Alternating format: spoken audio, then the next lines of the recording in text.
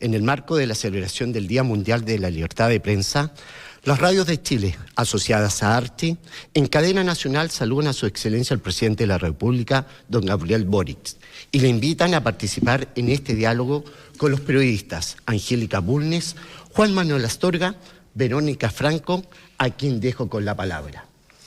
¿Cómo está, presidente? Muy buenos días. Gracias por recibirnos aquí en el Palacio de la Moneda. Muy buenos días. Un gusto estar con ustedes, Cristian, Verónica, Juan Manuel y Angélica. Y un honor estar hablándole a todo Chile. Más de 1000 emisoras, entiendo, conectadas a través de las diferentes radios de Archi. Así que muy buenos días y vamos adelante. Vamos a estar hablando de prensa, de libertad de expresión más adelante, presidente, pero es imposible no partir esta conversación por el tema que nos ha tenido a todos ocupados y preocupados, la emboscada en que fueron asesinados los suboficiales Cisternas, Arévalo y Vidal. Sabemos que la investigación es reservada, pero nos interesa saber si, pese al desmarque de Huaychana a Ucamapu, siguen todas las hipótesis abiertas hoy en la investigación.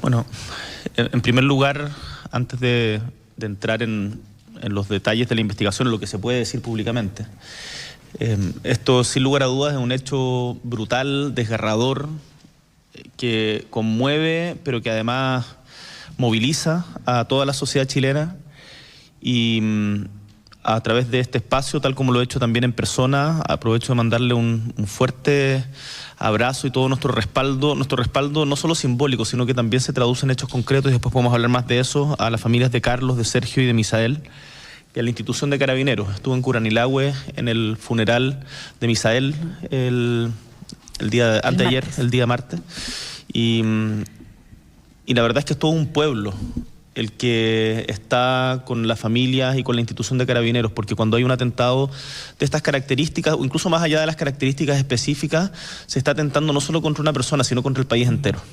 Dicho esto, sobre los detalles de la investigación, todas las líneas siguen abiertas. Eso significa, en esa zona actual, Aguam, pero también Resistencia Mapuche Lafkenche y grupos descolgados que se dedican al robo y blanqueo de vehículos, el tráfico de madera, el narcotráfico. ¿Todo aquello está considerado, presidente? Todas las opciones están abiertas. Lo único que puedo decir es que hay líneas investigativas. Acá no se está actuando a ciegas. Hay cierto, ¿cómo decirlo?, pedazos de hilo de dónde tirar. Acá no es que sí, claro, los investigadores, Carabineros, la Fiscalía no sepan dónde pararse, sino que hay diferentes líneas investigativas. No puedo, por supuesto, por motivos obvios, adelantar ni dar detalles de aquello, pero se está trabajando con los mejores recursos del Estado chileno, y además hemos solicitado apoyo a otras instituciones por si esto fuera necesario. Pero como ustedes han visto también en otros casos, tenemos muy buenos equipos investigativos, y cuando han habido crímenes graves, el último es el caso del teniente Manuel Sánchez, encontramos a los culpables. En todos los casos en donde ha habido asesinatos o bajas de Carabineros en servicio. Salvo en el caso del Cabo Palma. No, en todos hay detenidos y con juicios en curso. La teniente Olivares, Salazar, Palma, en el caso Nain Retamal, y también, por cierto, esto va a suceder acá. ¿Cuánto control efectivo hay del territorio que está bajo estado de excepción ya prácticamente 2 años? Porque parece no ser suficiente si cuando una patrulla de Carabineros se mueve sola, en un vehículo blindado, con armamento pesado, termina atacada de la manera que ocurrió en esta oportunidad. ¿Hubo una mala decisión al dejar moverse en una zona compleja a una patrulla realizando controles de medidas cautelares? Mire, el detalle del operativo, yo creo que es mejor que se refieran quienes están en terreno, porque estar juzgándolo desde acá, desde Santiago, creo que sería irresponsable. Lo cierto es que, en particular, en la provincia de Arauco, habíamos tenido una disminución de los delitos y hechos de violencia muy significativa, muy significativa. Y todos comprenderán que un estado de excepción, su mismo nombre lo dice, debe ser excepcional, y por lo tanto uno no puede naturalizarlo y pretender que este se mantenga ad eternum. Dicho esto, 2 años no es demasiado tiempo. Es mucho tiempo, sin lugar a dudas. Evidentemente, esto nos da cuenta de que siguen existiendo grupos cuyas características no quiero adelantar, porque acá podemos, como tú bien decías, hay diferentes hipótesis abiertas, pero grupos criminales, en cualquier caso, que tienen que ser totalmente desarticulados. Y mientras terrorismo, decía usted el primer día. Es que, mira, Usted lo dijo. Sí, es que no me arrepiento de eso. Un ataque de estas características tiene connotaciones terroristas. Después podemos discutir por qué la ley o no la ley, eso es una discusión jurídica y respecto de la técnica legal de qué es mejor para obtener condena. Pero yo no le hago asco a la palabra, digamos, frente a un atentado de estas características. Creo que la condena tiene que ser total y no debe haber matices en aquello. Entonces, ante la pregunta, los procedimientos, y tuvimos una reunión la ministra de Defensa con el subsecretario del Interior en conjunto con todos los altos mandos y los generales de la zona, y lo que establecimos es que de ahora en adelante acá lo que se estaba haciendo es la revisión de una medida cautelar nocturna. Sí. Y esas medidas se estaban realizando en patrullajes por parte de Carabineros. Ahora, todos ese tipo de patrullajes se van a hacer de manera conjunta, Fuerzas Armadas y Carabineros. En la zona habíamos tenido una disminución, como les contaba, importante de la violencia. En el año 2023 teníamos un 16,8% menos de eventos violentos respecto a 2022 y un 43% en relación a 2021.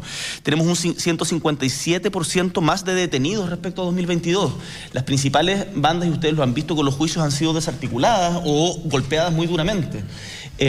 Además, estamos llevando adelante, además del fortalecimiento de la persecución del delito y desintegración de bandas dedicadas a acciones criminales, estamos llevando adelante un proceso de diálogo que es inédito en la zona, que es el proceso de la Comisión de la Paz y Entendimiento, que también está dando resultados. Entonces, yo lo que pido es que con esto no volvamos a foja cero, porque se había avanzado harto y acá tenemos que mantener aquello para poder entregarle paz a la gente que habita en la zona y en todo el país, y por cierto, seguridad a los carabineros.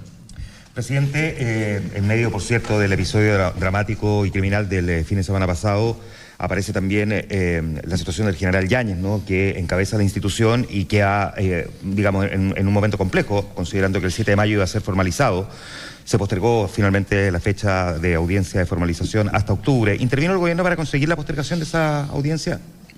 La fecha... Quien fija la fecha son los tribunales de justicia, y los tribunales de justicia son poderes totalmente independientes del Ejecutivo. La Fiscalía es quien lo solicita, la Fiscalía es un poder autónomo y nosotros somos respetuosos tanto de la autonomía como de la independencia de los poderes del Estado. Ahora, es a todas luces evidente que está, y es de sentido común, y esto yo creo que todo el mundo lo dijo, que en estas condiciones era muy inconveniente que el general director de Carabineros esté sometido a una formalización en estas características. Pero la decisión es autónoma de la Fiscalía y de tribunales de justicia. Ahora, ¿cree que queda en entredicho de todas formas la autonomía del Ministerio Público cuando se presiona en el fondo de alguna manera para que se postergue y finalmente eso es lo que ocurre? No creo que quede en entredicho la autonomía. La Fiscalía toma las decisiones de manera responsable, meditada, y uno no puede decir que no quiero que haya debate público respecto a determinado punto. Hubo un debate público, la Fiscalía tomó una decisión basada en los antecedentes del caso. A mí me parece una decisión razonable, pero respeto la independencia del Poder Judicial y la autonomía de la Fiscalía. Y yo creo que lo importante señalar en esto es que la institución de Carabineros, yo esto lo he dicho en reiteradas ocasiones, las personas pasan, las instituciones quedan. Y la institución de Carabineros cuenta con todo mi apoyo, y el general Yáñez, mientras esté de general director de Carabineros, cuenta con todo mi apoyo. Por lo tanto, ¿fue un alivio para el gobierno la decisión del tribunal? Es que no se trata de alivios personales. Yo creo que acá lo importante es que toda la sociedad chilena esté unida, y en eso es importante tener a Carabineros, a la institución de Carabineros fortalecido. Yo he conversado. Una de las cosas que ha golpeado muy duramente a la institución de Carabineros es que por diferentes motivos son varios los directores generales que no han podido terminar su mandato en tiempo y forma. Y evidentemente que es una situación compleja, que tensiona. El hecho de que estemos conversando de esto da cuenta de eso. Por lo tanto, yo hoy día lo que me centro es en seguir fortaleciendo la institución de Carabineros tal como lo hemos venido haciendo y como el mismo general Yáñez lo ha dicho públicamente respecto a su relación con el gobierno. ¿Cuánto cambió su opinión sobre Carabineros durante estos 2 años como presidente? Usted proviene de un sector que en algún momento en campaña incluso pedía refundar la institución.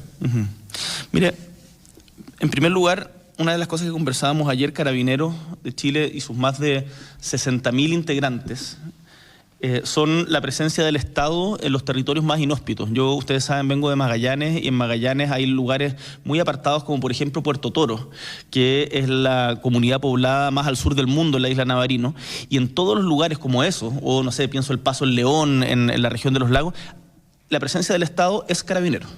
Por lo tanto, a Carabineros no se le puede juzgar por la actuación bien o mal de una persona o un grupo de personas. Es una institución que permanece en el tiempo y que yo por lo menos valoro y siempre he valorado. Creo y sostengo que durante el episodio del estallido social se realizaron graves vulneraciones a los derechos humanos que fueron constatadas por además 4 organismos internacionales. Y eso no tiene ningún sentido tratar de desconocerlo, hacer como si no hubiera sucedido. ¿Alguna vez lo conversado con el general Yáñez? Sí, lo hemos conversado, y el general Yáñez, una de las cosas que hemos conversado es que se ha reforzado mucho, no solamente en lo teórico, sino también en lo práctico, la formación de Carabineros en materia de derechos humanos. Carabineros, yo no tengo ninguna duda que no estaba preparado para lo que sucedió en el 2019. Y había habido una desinversión en Carabineros en materia de herramientas policiales, de formación, etcétera, y por lo tanto fue algo que a Chile entero fue muy intempestivo, pero además a la institución encargada de mantener el orden público fue muy brutal. Pero hubieron violaciones de los derechos humanos y eso no tiene sentido desconocerlo. Entonces yo no me arrepiento de haber levantado la voz en ese momento para decir esto está mal, hay que pararlo. Ahora, respecto a los adjetivos, yo jamás festiné ni me hizo ningún sentido esta imagen burda del perro aquel, del perro matapacos como le llamaban. Ustedes jamás van a encontrar una declaración mía festinando o haciendo gala de aquello. Me parece que es ofensiva, me parece que es denigrante y no es la manera que yo entiendo cómo se tiene que hacer la política. Una última cosa, presidente. ¿Se termina de alguna manera por liquidar el criterio TOA a partir de lo que ha ocurrido con el general Yáñez? No, se mantiene tal cual. ¿O se debería aplicar, por lo tanto, a partir del 1 de octubre, que es cuando es la nueva fecha de formalización? Esto no es un criterio para el general Yáñez. No, está bien, pero, es un criterio, pero sería en su caso que habría que aplicarlo. Es un criterio que hemos establecido para los funcionarios que están designados de confianza y de designación directa por mí, como presidente de la República, que por el respeto a las instituciones, por el mejor andar, el mejor cuidado de las instituciones, es importante que si alguien está formalizado, que es una garantía de la persona a quien formalizan, pueda dedicarse 100% a su defensa en los términos legales y que no se involucre la institución en aquello. Perfecto. Buenos días, presidente. Lo quiero llevar a los proyectos de seguridad. Por favor. Sin reforma previsional, sin pacto fiscal al menos todavía y sin nueva constitución, por el momento en lo que más ha avanzado, una de las cosas que más ha avanzado su gobierno es en la agenda de seguridad, a veces con la propia resistencia de parlamentarios de su sector, pero en una agenda que tradicionalmente ha estado más ligada a la derecha. Por eso quiero saber, ¿para usted eso es un motivo de orgullo o de frustración? Yo lo dije ayer en la conmemoración del Día Internacional del Trabajo, que sin seguridad no hay libertad y sin libertad no hay democracia. Y además sin democracia no hay justicia. Entonces, a mí me parece correcto y me parece deseable que los sectores progresistas, los sectores de izquierda, todos entendamos y asumamos y hagamos como propia la bandera de la seguridad. Cuando uno se despreocupa o mira en menos la importancia que tiene la seguridad para la mayoría de la amplísima mayoría de quienes habitan nuestra patria, al final se está desconectando del pueblo al cual se supone uno debe representar. Entonces, yo no tengo ningún problema. Cuando uno entra en el gobierno, uno tiene que hacerse cargo de la realidad. La realidad es muy porfiada, va más allá de lo que a uno le gusta o no. Y en ese sentido, como presidente de la República, mi deber es tener la flexibilidad para poder ir adecuando las prioridades a la realidad del país y no solamente ponerme como un caballo de carrera con anteojeras y seguir adelante sin importar lo que está pasando. Y la seguridad es la principal prioridad de los chilenos y chilenas y es la principal prioridad de este gobierno, mía personal, y por lo tanto me enorgullezco de que hayamos hasta ahora sacado 52 leyes en materia de seguridad, actualizado la infraestructura del Estado y la arquitectura institucional para poder enfrentar un nuevo tipo de crimen que no conocíamos en Chile, y no me cabe ninguna duda que el Estado hoy está mejor parado que hace 2 años para poder enfrentar estas situaciones, pero los cambios no se provocan de la noche a la mañana. Y dado que los cambios no se provocan de la noche a la mañana, este discurso que usted está planteando, ¿cree que ha permeado bien en su sector, de que la seguridad también es un tema de la izquierda? Yo creo que ha ido permeando. En algún momento quizás para algunos puede haber resultado contraintuitivo. Esto no significa renunciar a otros temas. Yo creo que, por eso yo hacía por decirlo de alguna manera, este andar. Sin seguridad no hay libertad. La libertad para nosotros también es muy importante. Sin libertad no hay democracia. La democracia la hemos levantado como una de las banderas fundamentales de los gobiernos progresistas.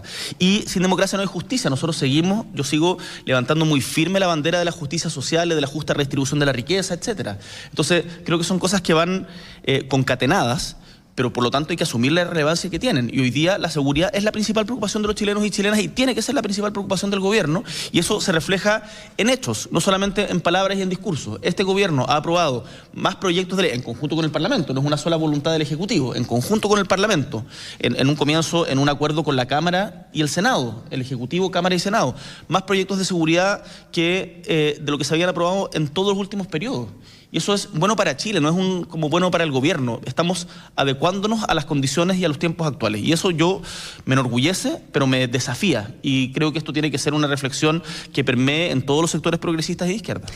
Ahora, lo que sí me gustaría agregar, que es algo que se comenta poco, en materia de seguridad, muchas veces la discusión pública está principalmente centrada en uno de los elementos fundamentales de la seguridad, que es la eficacia en la persecución del delito, las penas asociadas a los delitos que se cometen y el fortalecimiento de las policías.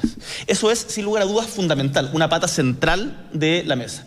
A mí me gustaría decir que como gobierno también estamos abordando otras, que tienen que ver, yo diría, 2 dimensiones. Uno, y en esto permítanme tomar un tiempo, si es necesario nos extendemos después. Adelante. Muchas gracias. Uno es la cohesión social.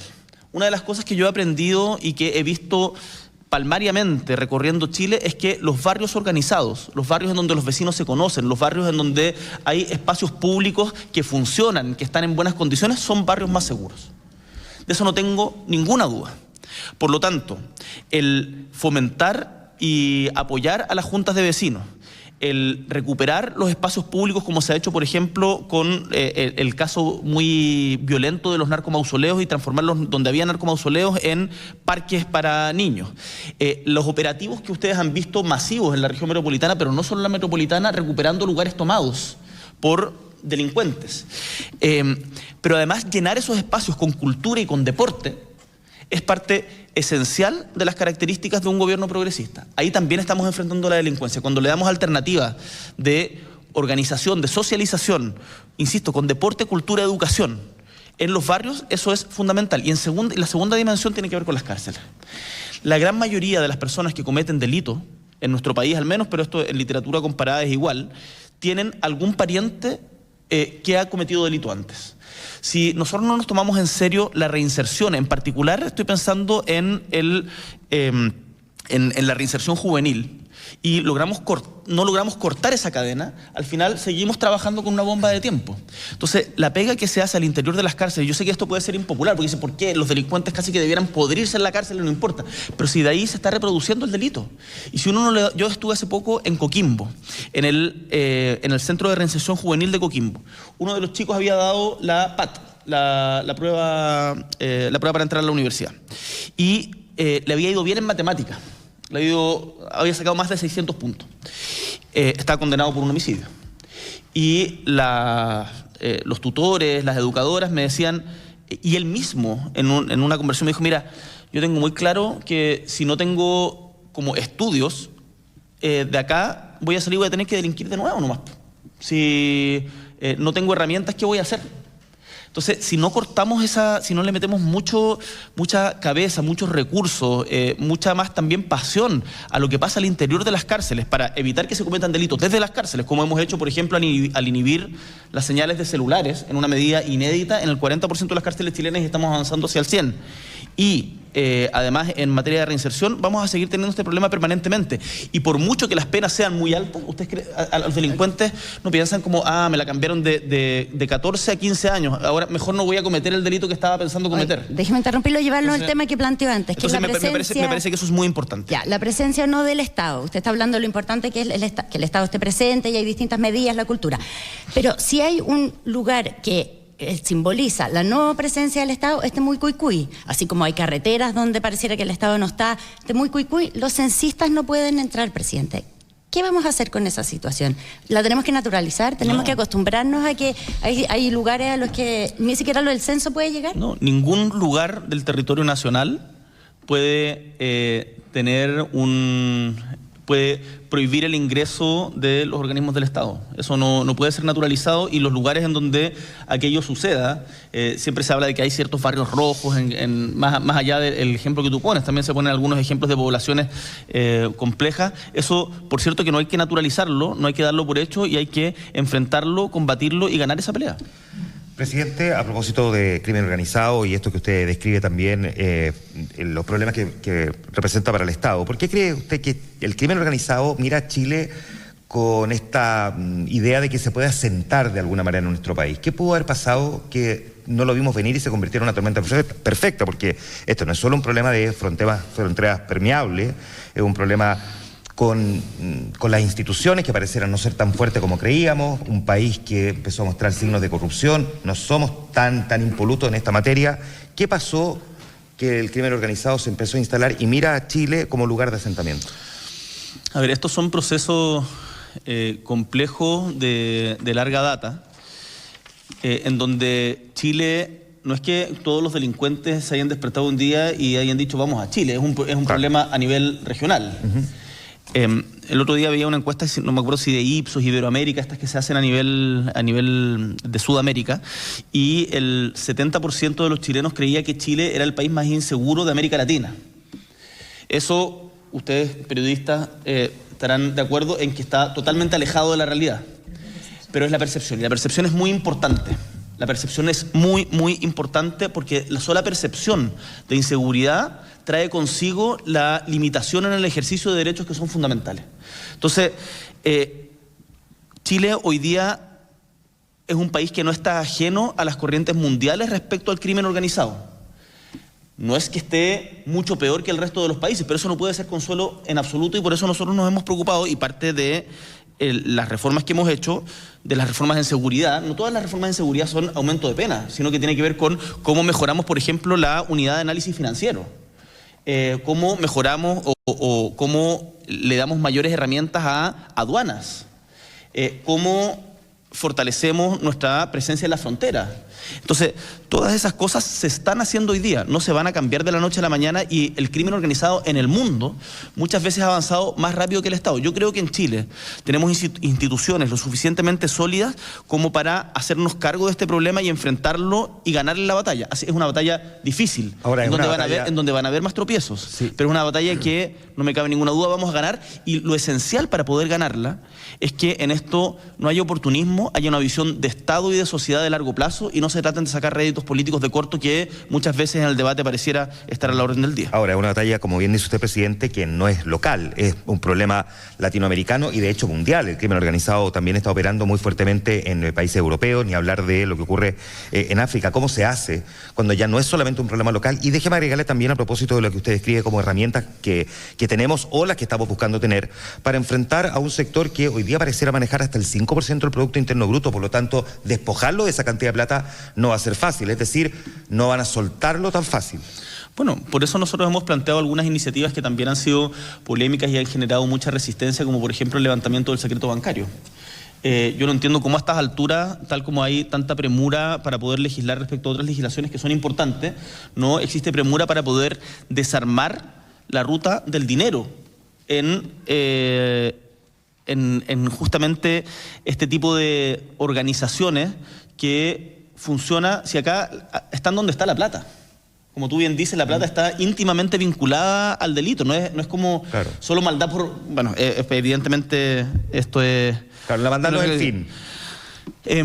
Claro, yo no no me corresponde hacer como aseveraciones psicológicas, pero hay gente que tiene que responder ante la justicia y tenemos que desarmarle todo el entramado que tienen, y parte de eso es el entramado financiero. Entonces, por eso es muy importante, por ejemplo, lo que se ha hecho con los negocios fachada en el último tiempo, en donde existe la presunción que se utilizaban para lavar el dinero, obtenido de manera ilícita.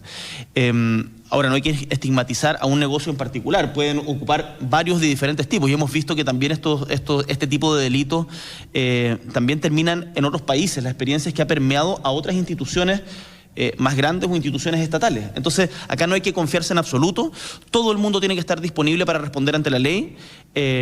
Por cierto, la presunción de inocencia sigue siendo tremendamente importante en un Estado de Derecho, pero yo soy partidario, por ejemplo, de, a propósito de lo que tú dices, levantar el secreto bancario para poder tener todas las herramientas que estén a nuestra disposición para combatir el crimen organizado, también desde la perspectiva de la ruta del dinero. Usted que mencionaba el tema carcelario, tenemos por otro lado también un serio problema en materia de población carcelaria. De hecho, el mismo ministro de Justicia, Luis Cordero, ha hablado de 54, casi 55.000 presos, de los cuales 40% son personas que están en prisión preventiva. Déjeme preguntarle si usted cree que se está abusando de esa medida cautelar. Es muy grave cuando cerca de la mitad de quienes están presos están en prisión preventiva, porque ellos están ahí. La prisión preventiva no se puede entender como una condena, sino que están ahí por más bien el peligro de fuga, no es una condena anticipada. Aunque algunos lo entienden de esa manera. Independiente de cómo se quiera entender, jurídicamente no es así. Por cierto. Y por lo tanto, la prisión preventiva tiene que utilizarse con todo el rigor de la ley cuando exista peligro de fuga. Y nosotros tenemos que pensar en medidas cautelares menos gravosas que impliquen la posibilidad de tener un control efectivo respecto de esas personas. Por ejemplo, las tobilleras, por ejemplo, no sé, hay diferentes mecanismos tecnológicos que pueden ayudar a aquello, sin además sobrecargar a carabineros y a las cárceles. Ahora, nosotros estamos aumentando significativamente el cupo de las cárceles, estamos construyendo más plazas en las cárceles. Porque también es muy importante, yo sé que, insisto, que esto puede ser impopular, pero si no nos preocupamos de la situación al interior de las cárceles, estamos acelerando una bomba de tiempo que ya está funcionando. En Chile, el Estado tiene control efectivo de las cárceles. Eso no sucede en otros países de América Latina.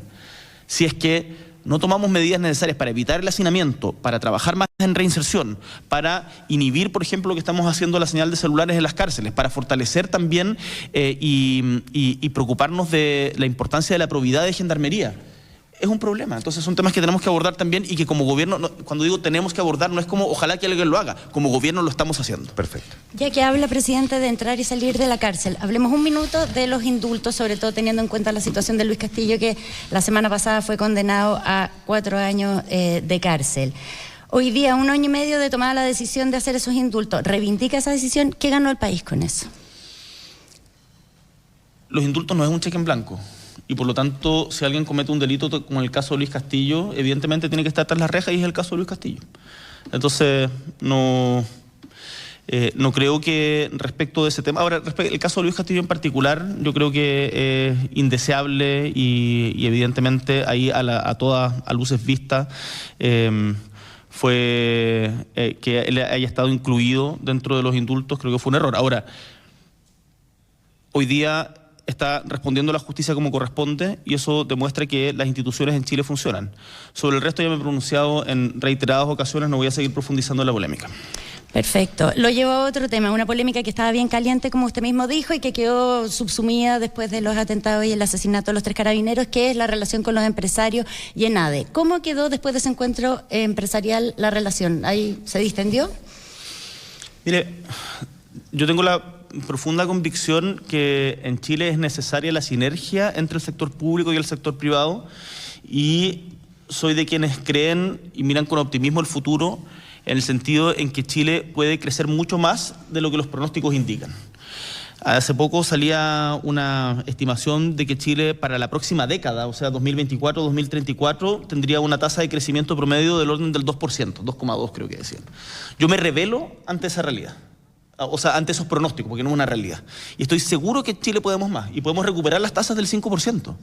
Y no me cabe ninguna duda que este va a ser un año de expansión en materia económica y es lo que estamos empujando desde el Estado con mucha fuerza, pero para eso se necesita los privados y en particular la inversión privada nacional, porque la internacional, como ustedes han visto, la inversión extranjera está en muy buenas condiciones.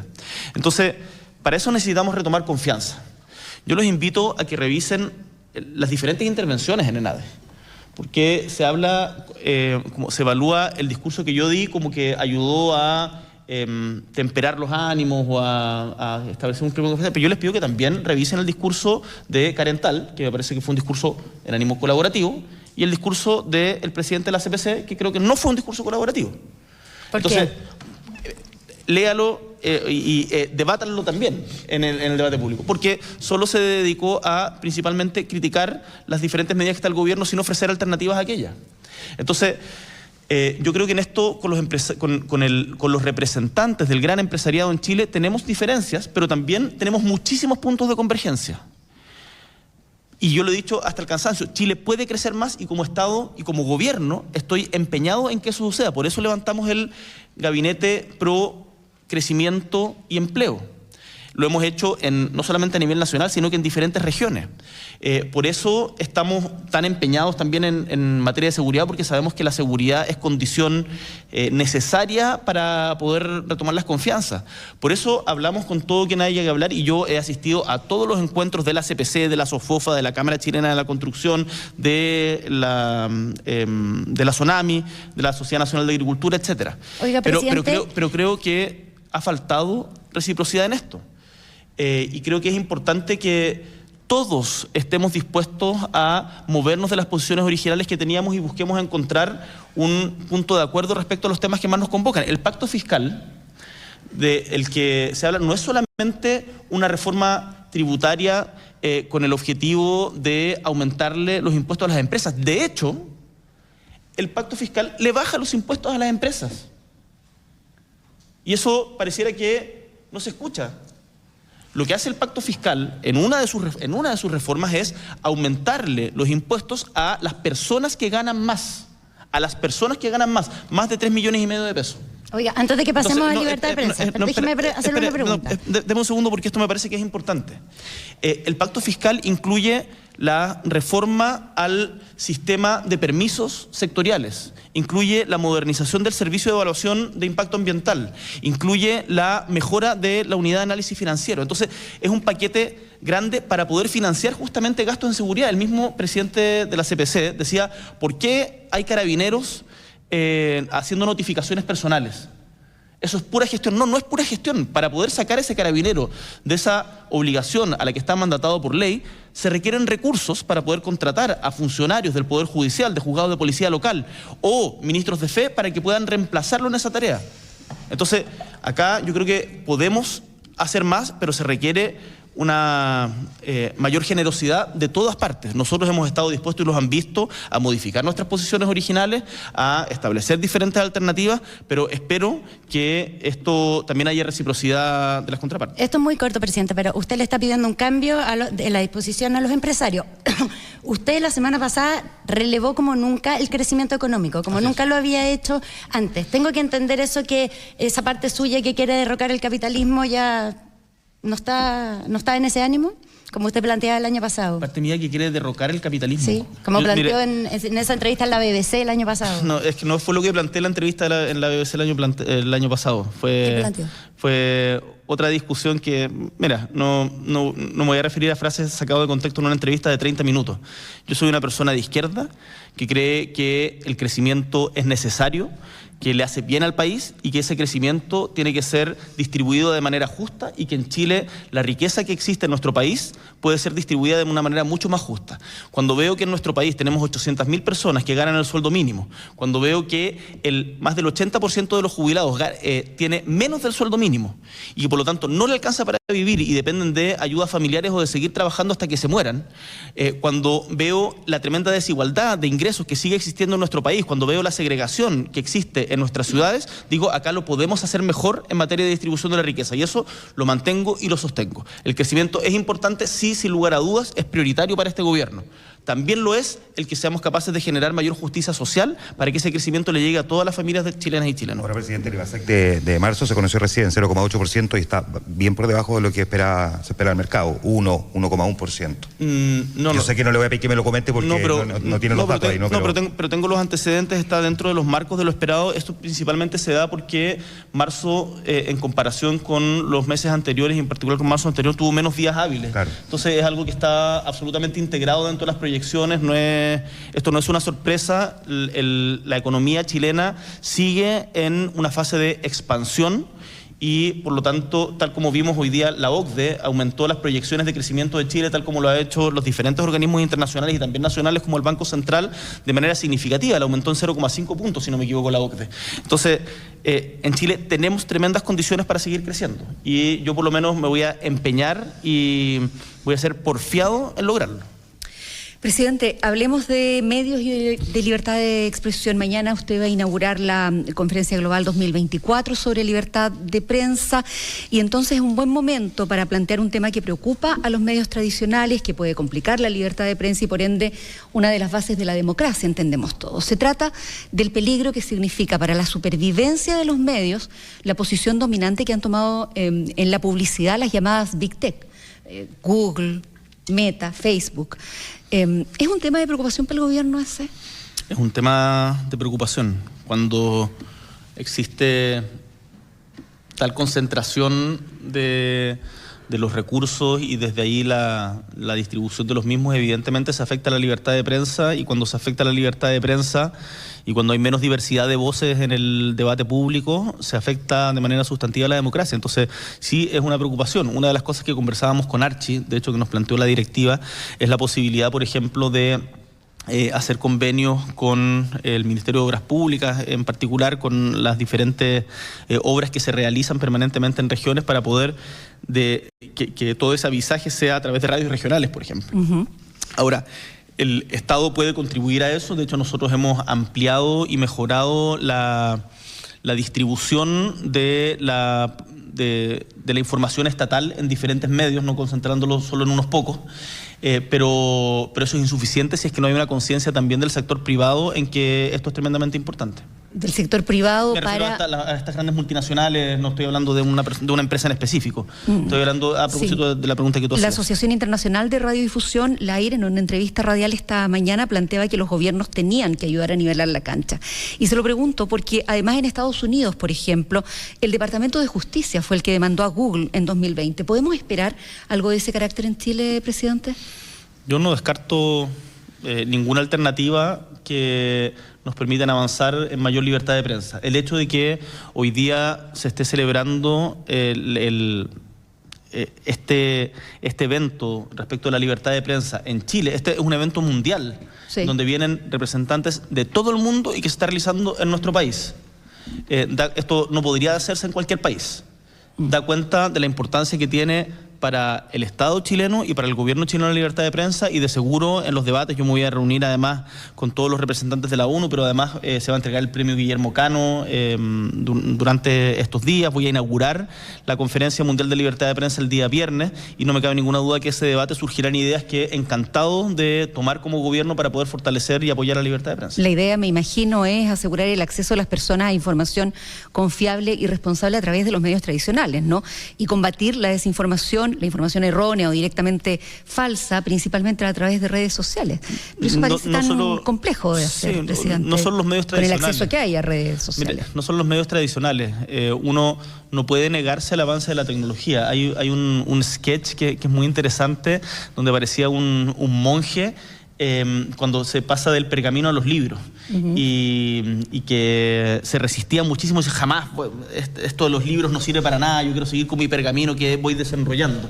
Y al final las plataformas desde las cuales se comunica pueden ir cambiando, pero el espíritu que inspira la libertad de prensa es el mismo, y sea en plataformas digitales, en medios tradicionales, en radios, que entiendo sigue siendo... Es que el tema de la responsabilidad no es lo mismo, pues, presidente. La responsabilidad que tenemos los medios tradicionales no es la misma que hay en la entrega de información en redes sociales. Es que tenemos que avanzar tenemos que avanzar hacia que y ese equilibrio es muy difícil de lograr. Pero es un debate que hay que darlo sin pelos en la lengua y sin... De hecho, Las redes sociales han ayudado a elegir presidentes, por ejemplo, lo sabemos. Y hemos visto cómo... en el caso de Trump, y hay acusaciones graves de que gobiernos extranjeros han incidido en aquello en el caso de la relación... Entonces la responsabilidad no es igual. O sea, el Estado tiene una responsabilidad tremenda de nivelar la cancha, como bien me señalabas tú. Ahora, ¿cuáles son los mecanismos para eso? Es algo que está en debate en todo el mundo. Nosotros como Chile estamos totalmente disponibles a adoptar todas las medidas que contribuyan en esa dirección. Yo entiendo lo que me pregunto, no quiero decir que la responsabilidad de alguien que tiene Twitter evidentemente no es la misma de un medio tradicional, porque el medio tradicional responde, es una figura conocida, no es un medio anónimo, y por supuesto tenemos que elevar los estándares. Presidente, ¿usted sigue creyendo que la prensa y la libertad de expresión deben incomodar al poder, como planteaba en junio de 2021? Se lo pregunto porque... Estoy convencido de aquello. De hecho, me han incomodado. Porque hace unos días en la entrega de unos premios de periodismo... No, hoy día no. Lo repetía la ministra Vallejo, pero agregaba que la prensa no puede olvidar que también tiene poder y que debe saber manejarlo. Entonces, ¿incomodamos a la autoridad o mejor no lo hacemos? No, incomódenla. Yo eso es lo que le decía. A mí me han incomodado un par de veces. Y que en buena hora. Ahora, yo me imagino que nadie... Y nos ha dejado de hablar por algunas semanas, reconozcámoslo. No, yo no, ha participado de actividades públicas, pero no ha dado entrevistas ni ha respondido preguntas de sus periodistas. No soy de las los periodistas de La Moneda. No soy de las personas que se amurra y deja de hablar.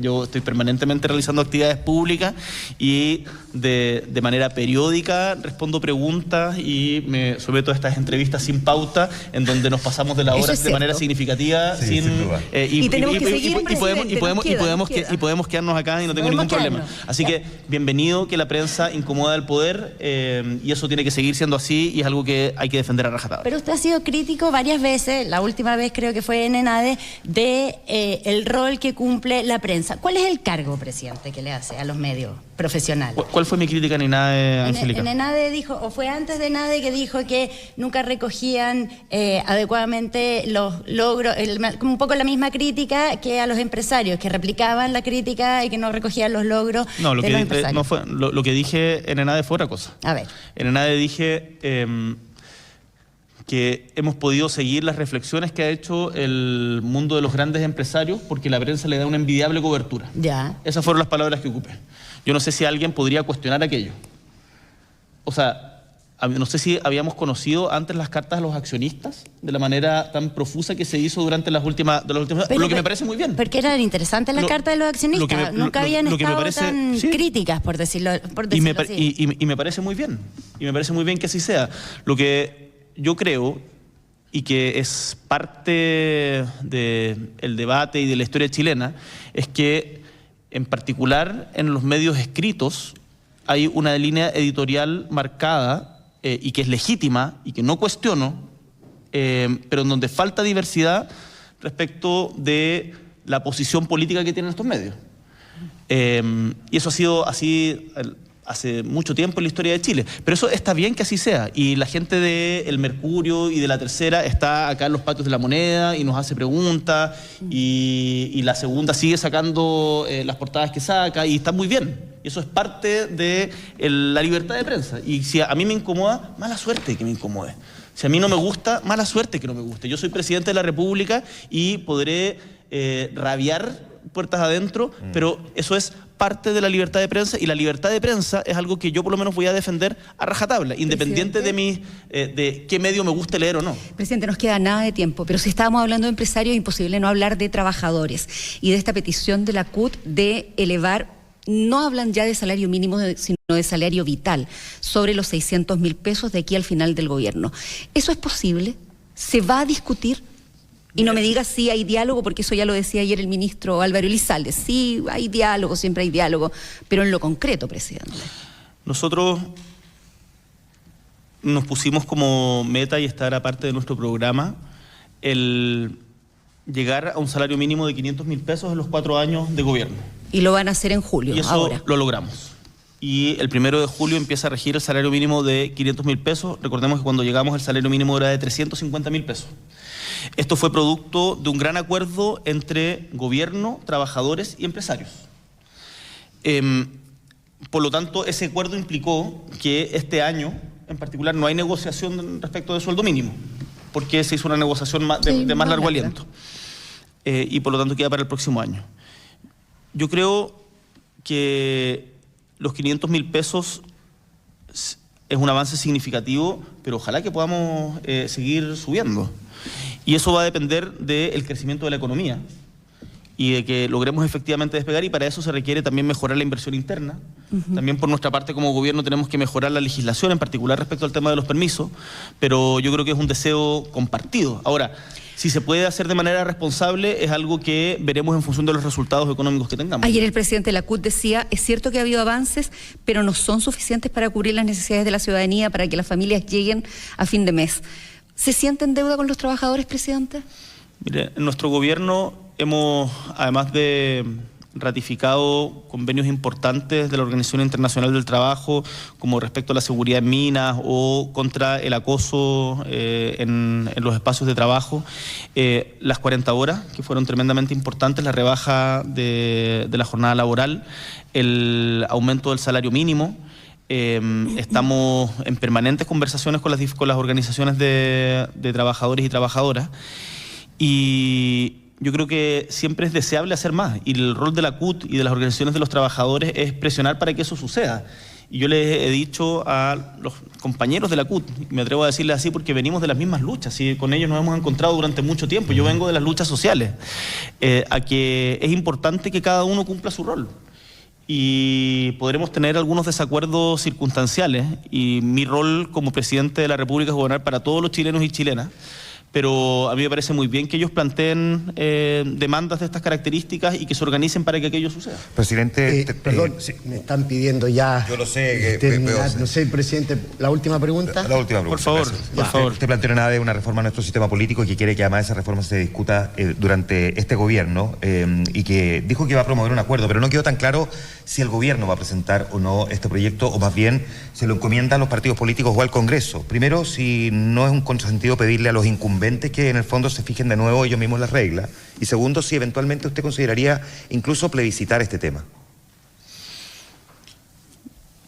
Mire, hay que ser bien cuidadoso respecto al tema de los plebiscitos. Yo espero que haya una disposición por parte de los actores a reformar el sistema político en pos de tener un mejor sistema político para Chile, que en donde no esté, lo prioritario no sea cómo le va a ir a mi partido en la próxima elección o cómo me afecta a mí, claro, sino cómo es mejor para Chile. Si fuera por plebiscitar algo, yo plebiscitaría la reforma de pensiones para eso. Pero creo que los plebiscitos tienen otras condiciones, para que sea muy claro y no se arme una polémica. Después no estoy diciendo que vamos a plebiscitar la reforma de pensiones, ¿ya? Pero no estoy diciendo eso. Digo ¿Por qué no lo plebiscitaría la reforma de pensiones? ¿Por qué no la sometería a plebiscito? Si usted dice que es algo que si tuviera que someter a plebiscito, ¿por qué no hacerlo? Sí, porque uno no puede pretender someter a plebiscito cada una de las normas polémicas que hay en el Parlamento. Los plebiscitos, además, está demostrado en la literatura comparada que son muy polarizantes, que finalmente no se termina votando respecto al contenido de lo que se pretende que se vote, sino a la coyuntura, sino respecto a la coyuntura. Entonces creo que no es necesariamente deseable, son circunstancias muy especiales que además están previstas en la Constitución. Entonces, dicho esto, yo creo que es importante que esto vea la luz, y lo que he señalado también, y lo reitero, que sería muy inentendible para la mayoría de la gente que quienes estamos en política seamos capaces de ponernos de acuerdo respecto a las reglas que rigen nuestro oficio, pero no seamos capaces de ponernos de acuerdo respecto de las pensiones que afectan a la gran mayoría de los chilenos y chilenas. Y por lo tanto, yo espero, y como gobierno vamos a empujar para que el proyecto de ley de reforma de pensiones se vote en la Comisión de Trabajo del Senado durante este mes de mayo. Gracias, presidente. Lo dejamos invitado a una próxima entrevista. Queremos dar las gracias a todas las radios de Chile que estuvieron en esta cadena, también a los periodistas que nos acompañaron, así que queremos dar las gracias. A propósito de la libertad, ¿sienten que hay alguna pregunta que no me hayan podido hacer o hay algo que quede en el tintero? Bueno, mire todas las... Por eso lo invitamos a otra... Me la mando por WhatsApp. Las ISAPRES quedaron pendientes, presidente, nos quedó la educación, nos quedaron temas. Encantado de seguir conversando, pero para mí este espacio también es importante. Creo que en el Día Mundial de la Libertad de Prensa, en donde en no todos los lugares del mundo, y de hecho yo diría que más bien en estos días relativamente la democracia hay que cuidarla y la libertad de prensa es consustancial a la democracia, por eso me alegro de someterme a estos interrogatorios duros, difíciles, pero que podamos debatir y ojalá con altura de miras en el debate público de nuestro país. Muchísimas gracias, un gustazo haber estado con ustedes. Esta y otras conversaciones con los protagonistas de la noticia las encuentras en infinita.cl.